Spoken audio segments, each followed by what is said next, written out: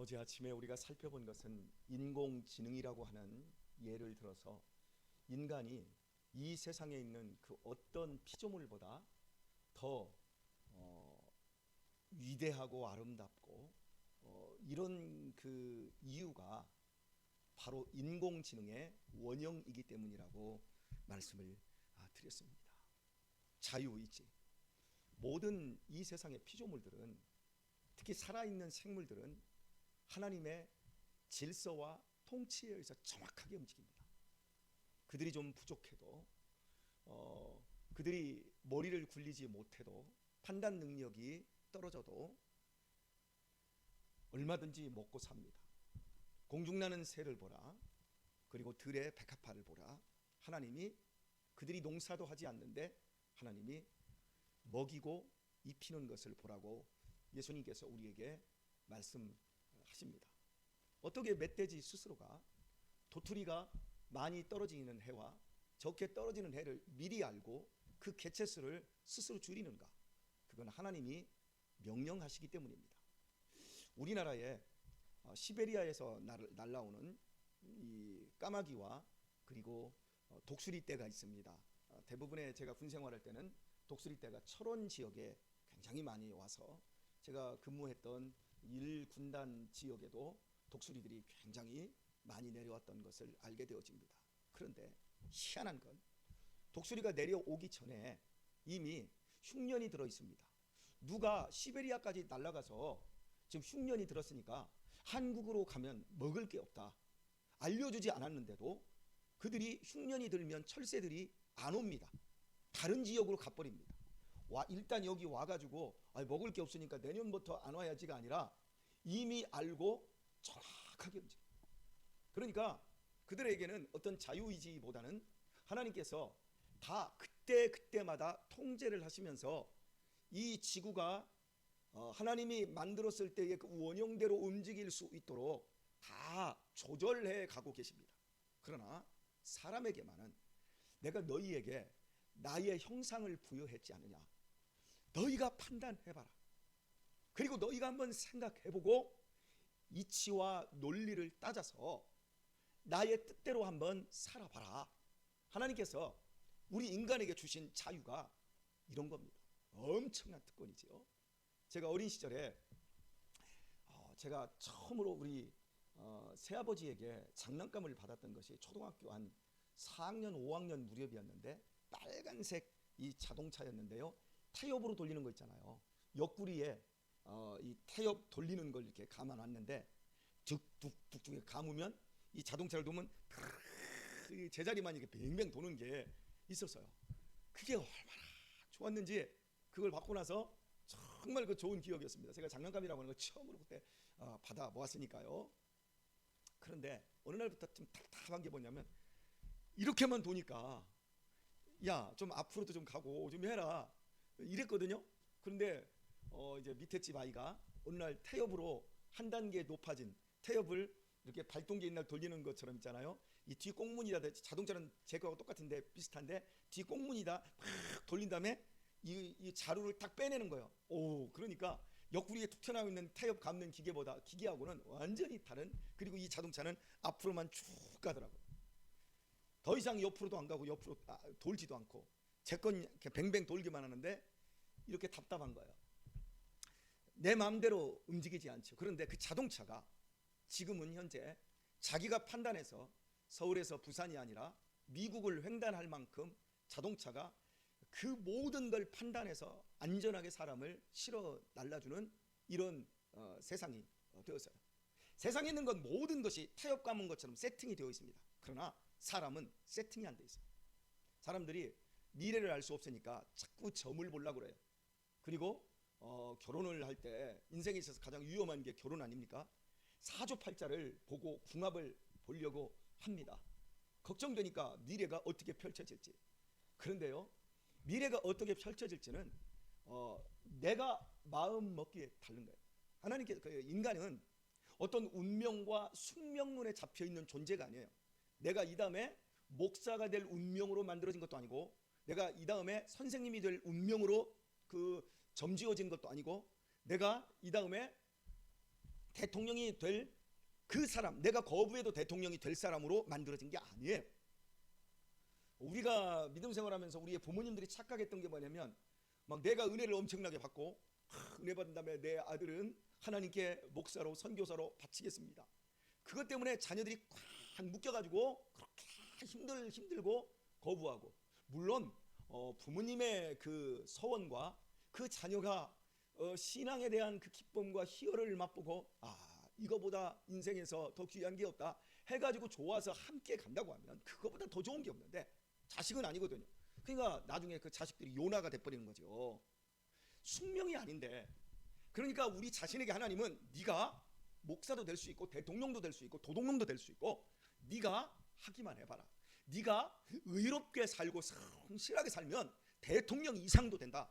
그러나 네가 나를 떠나면 정말 나가도 인생이 얽히고, 안에서도 인생이 얽히고, 돈을 많이 가져도 인생이 힘들어지고, 많이 배워서 좋은 대학 가고 학벌이 좋아도 네 인생은 풀리지 않는다.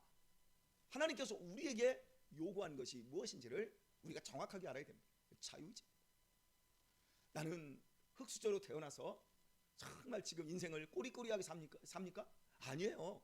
흙수저로 태어났는데 오히려 금수저보다 훨씬 나은 인생을 사는 사람도 있어요. 그런데 그 사람들의 삶의 모습을 들여다보면 그 모습 속에서 하나님의 형상이 발동을 해버린 거예요. 하나님의 심어 놓으신 그 자유의지 속에서 가장 좋은 것, 도적이 온 것은, 그가 온 것은, 마귀가 온 것은 도적질하고 죽이고 멸망시키려는 것이고, 예수님이 온 것은 생명을 얻되 더 풍성히 얻게 하려 하심이라고 요한복음 10장에서 말씀하시듯이, 그 사람 속에 하나님의 형상이 발동을 했는가, 아니면 그 사람 속에서 마귀를 자신이 불러들이고 마귀에게 가룟 유다처럼 인생을 내던졌느냐, 이런 것들로 인생의 미래가 결정이 되어지지요. 읽은 말씀을 보게 되면 다 축복에 관한 얘기예요. 1절에서 야곱집이여 이스라엘의 이름으로 일컬음을 받으며 유다의 근원에서 나왔으며 거룩한 성 백성이라 칭하며, 이렇게 말합니다. 이 네 가지 그 이름으로 이게 불려졌다고 어제 말씀드렸지요. 야곱집, 이스라엘의 이름, 유다의 근원, 하나님의 성, 거룩한 백성, 하나님의 축복과 관계된 이름입니다. 그들만이 유일하게 하나님을 바로 알고 있어요. 근원, 시작이지요. 야곱집, 여러분 야곱집을 하나님이 세우셨어요. 베델에서 이곳은 하나님의 전이요 하나님의 기둥이다. 하나님이 이런 식으로 야곱이라는 인생을 이끌어 가시지요. 이스라엘의 이름이 뭡니까? 하나님과 겨루어 이겨요. 뭐든지 하나님께 구하면 하나님이 다 주실 수밖에 없는 땡깡쟁이 야곱. 그 이름으로 이스라엘을 부르신 거예요. 유다의 근원입니다. 여러분 유다 12아들 중에서 하나님께서 그 유다를 얼마나 축복하셨는지, 그 유다를 통해서 믿음의 후손인 예수 그리스도가 오겠다, 유다를 통해서 다윗이 올 것이다, 이런 모든 축복의 예언들, 그러니까 그 미래가 다 그 하나님이 보장해 주시는 그 미래 속에 약속되어 있는, 그걸 지금 이름을 등장시키고 있어요. 그리고 하나님의 거룩한 성 백성, 하나님의 거룩한 성을 누가 지킵니까? 하나님이 지키셔. 하나님이 도와주시고 하나님이 지키시고 하나님이 계획하시고 하나님께서 마음껏 축복하시고, 이런 축복을 등장시켜서 너희가 누구인지를 알아야 된다는 거예요. 여러분 우리를 누가 만들었죠? 이 마이크 누가 만들었죠? 사람이 만들었어. 이거 저 중국에서 만들었으면 이게 메이드 인 차이나, 한국에서 만들었으면 메이드 인 코리아. 우리 누가 만들었다고요? 메이드 인 갓. 우리는 하나님이 만들었어요. 하나님의 원형을 찾아야 돼요. 하나님의 원형을 찾기 전까지 우리는 실은 우리가 아니고 마귀의 꼭두각시 노릇을 할 수 있어요. 당자가 아버지를 찾지 못하니까 자신의 인생이 도둑맞는 인생이 되는 거예요. 이 당자의 문제는 돈이 없는 것도 아니었고, 머리가 안 돌아가는 것도 아니었고, 모험심이 없는 것도 아니었고요, 열심이 없는 것도 아니고, 열정이 없는 것도 아니고, 다 있었어요. 근데 문제는 하나, 아버지가 없었어요. 아버지를 떠나니까 그 인생이 다 있는데 허랑방탕해졌어요. 하지만 아버지를 찾았어요. 아버지를 찾기 위해 오다 보니까 아버지가 먼저 찾고 있었어요. 먼저 기다리고 있었어요. 그리고 그 인생이 거기서부터 완전히 새로워지죠. 사람은 하나님을 바로 알기까지 절대로 이 세상에서 축복된 인생을 살 수가 없습니다. 대통령이든 정치인이든 그 누구든지 어떤 누구든지 하나님을 경외하지 않고 하나님을 사랑하지 않은 그 인생은 자기를 모르고 있는 거예요. 멋있어 보이죠, 세상적으로. 여러분 미스 코리아 뭐 수영복 입혀놓고 이 여자가 이쁘다 저 여자가 예쁘다 이렇게 하는데 이건 다 썩어빠진 세상 정욕의 눈으로 보고 있는 거야. 사람을 고깃덩어리로 지금 보고 있는 거야. 고깃덩어리 중에서 어떤 것이 이쁘게 생겼냐 이런 걸 지금 판단하지만 여러분 사람에게 이쁘고 잘생기고 이게 어디 있어요. 여러분 제가 지금까지 살아오면서 50여 년을 살아오면서 수천 명을 만났을 거예요. 그런데 그 사람들 중에 단 한 사람도 같은 사람은 없었어요. 쌍둥이들도 몇 사람을 봤는데 쌍둥이들도 똑같은 사람 한 사람이 없었어요. 나를 봐도 내가 딱 나도 이렇게 딱 하나인데 사람 각자를 보면 각자가 다 잘생긴 거예요. 누가 만들었으니까? 하나님이. 하나님 저는 입이 어눌해서 말을 못 하거든요. 저는 애굽에 가서 뭐 이러다 할 수가 없습니다. 저는 어눌합니다. 그러면 모세가 하나님께 그렇게 말했을 때 하나님이 그럼 내가 너 불량품 만들었냐? 하나님이 모세 불량품 만들었나요? 아니요. 입이 어눌한 게 모세예요. 거기 쓰시려고 모세의 어눌함을 누구를 대신하려고요? 아론을 또 그렇게 쓰시려고. 그러니까 우리가 왜 내가 이렇게 생겼지? 나는 왜 이렇게 부족하지? 여러분이 부족한 모습이 있으니까 저 같은 목사가 있고요. 제가 부족하니까 이렇게 좋은 우리 성도님들을 하나님이 붙이신 것이고, 그런데 우리는 하나님이 우리를 만드신 그 원형은 놔둬버리고 세상적으로 썩어빠진 눈으로 이야 저 사람 훌륭하다.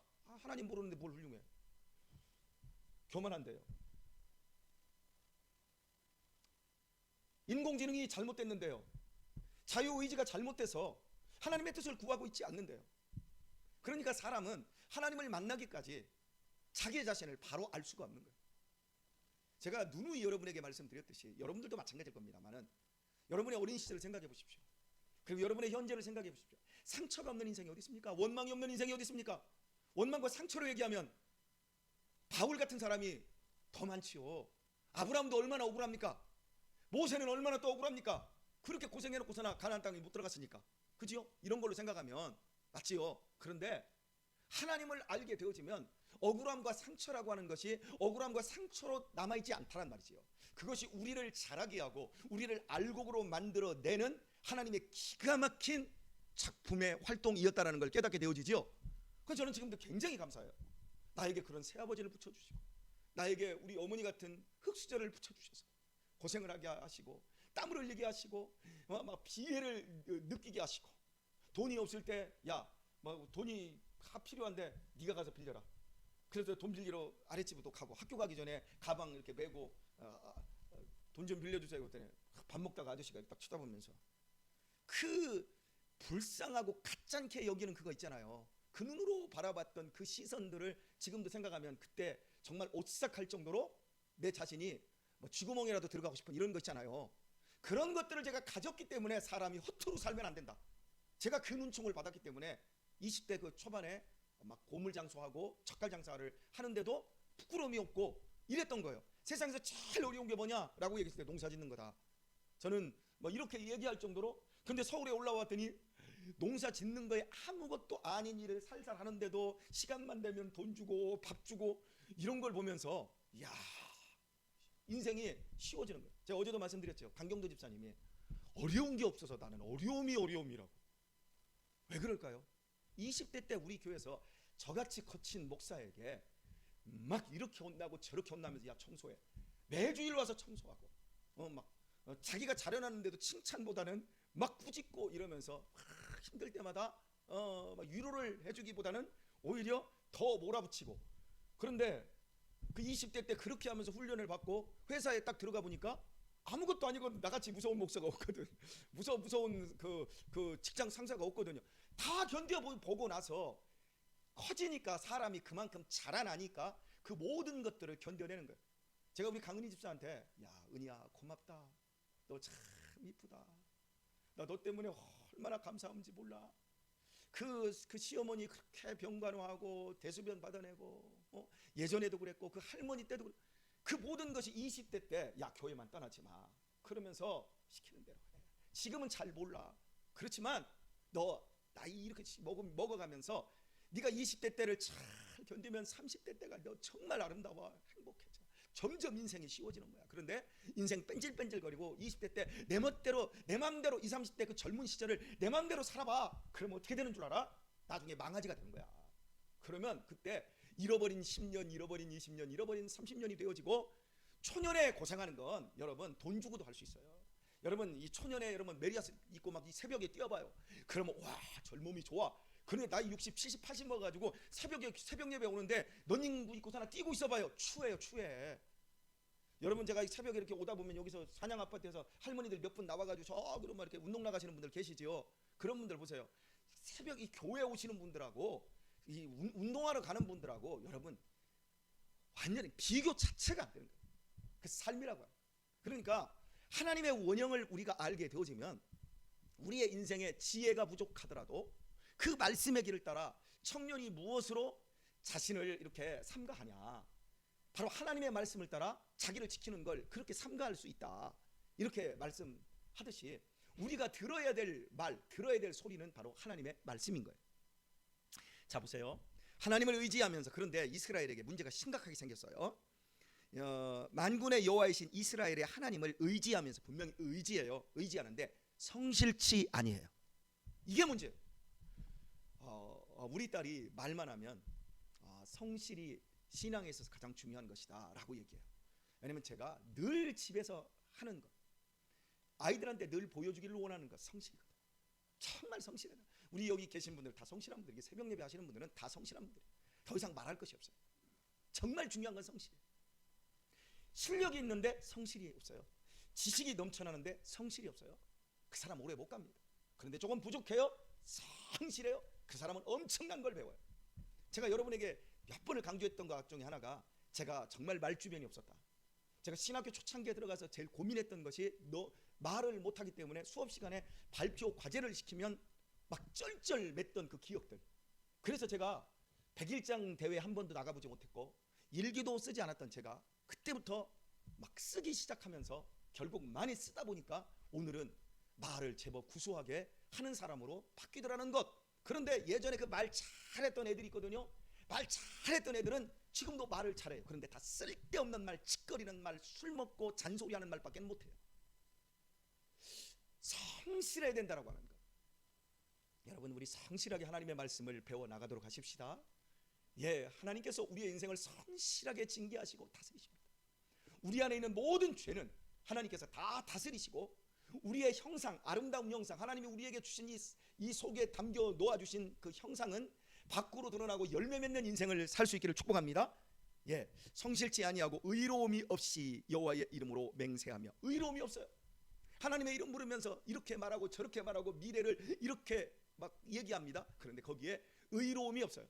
어제 저녁에 여러분 책 읽기 위해서 제가 여러분 그 읽어준 그 내용 속에도 있습니다. 세상 사람들의 의로움은 뭐 정직 이런 거예요. 그런데 하나님 안에서의 의로움은 뭡니까? 하나님을 의지하는 걸 의로움이라고 얘기해요. 그래서 믿음으로 의롭다함을 받았다. 사람이 얼마나 반듯하냐를 떠나서 이걸 무시하는 게 아니고 이걸 포함하는 것인데, 이 포함이 뭘로 나타나냐면 하나님을 바라보는 거예요. 나는 야곱집이야. 나는 유다의 근원이야. 나는 예수 그리스도에게 속해 있어. 나는 거룩한 성 예루살렘이야. 그 믿음, 그것을 놓치지 않는 그 사람을 의롭다라고 말해요. 그런데 입으로 맹세하는데 다 자기 의예요. 하나님의 의가 아니에요. 그 사람들에게 하나님은 이렇게 말합니다. 이스라엘의 하나님을 부르는 너희는 이를 들을지어다. 우리 더 많이 들어야 됩니다. 우리 더 많이 알아야 됩니다. 우리가 누구인지를 더 알아야 합니다. 오늘의 말씀을 맺겠습니다. 우리 천기 누설과 같은 건데요. 아직 방송이 나오지 않았는데 우리 고명자 권사님의 남은 소원을 살짝 공개할게요. 남은 소원, 어떻게 내 인생을 이제 하나님께 드리며 어떻게 내 인생을 정말 아름답게 믿음으로 이렇게 맞춰갈 수 있는가 잘 모르겠대요. 그냥 교회만 열심히 남편 따라서 장로님 따라서, 장로님을 살아온 인생 속에서 장로님이 어떤 모습이냐 그랬더니 장로님을 산이라고 표현하더라고요. 산, 성실함, 흔들리지 않은 산. 저는 가슴이 뭉클했어요. 막 그 얘기를 하는데 저도 산이라고 생각하거든요. 저는 우리 장로님들 여기 다 우리 교회 5분의 장로님들을 보면 산과 같아요. 바람에 이렇게 흔들리는 갈대와 같은 모습이 없었어요. 항상 그 모습. 늘 저는 갈대였는데 우리 장로님들은 산이었어요. 태산이었어요. 막 가슴이 뭉클했어요. 그래서 막 눈에서 막 눈물이 이렇게 맺으려고 하길래 우리 장로님이나 권사님이 내가 이렇게 앉아 있으니까 나를 보면 안 되겠다 싶어가지고 제가 조명 이렇게 비치는 걸로 이렇게 가렸어요. 그래야 내가 안 보이는 쪽에 내가 숨어 있었어요. 왜? 제가 은혜를 너무 받아가지고. 여러분 그렇습니다. 이게 하나님이 우리에게 주신 원형이에요. 나 좀 더 잘 살고 싶어. 나 좀 더 신앙생활 편하게 하고 싶어. 이 교회 아니더라도 더 많은 데가 있어. 막 수없이 흔들리면서 뭔가를 찾아다니는 사람들이 있어요. 아니요. 말씀을 듣기 위해서 말씀의 자리로 가야 돼요. 찾으면 안 돼요. 태산이 돼야 돼요. 성실해야 돼요. 죄송합니다. 제가 덜 성실한데 이 설교를 하는데 정말 좀 부끄럽습니다만은 우리 여기 계신 우리 여러분들이 너무 성실한 분들이니까 제가 이렇게 설교할 수 있습니다. 너무 고맙습니다. 여러분들이 있어서 제가 설교할 수 있고요. 여러분들이 있어서 새벽에 제가 빠지지 않습니다. 여러분 고맙습니다.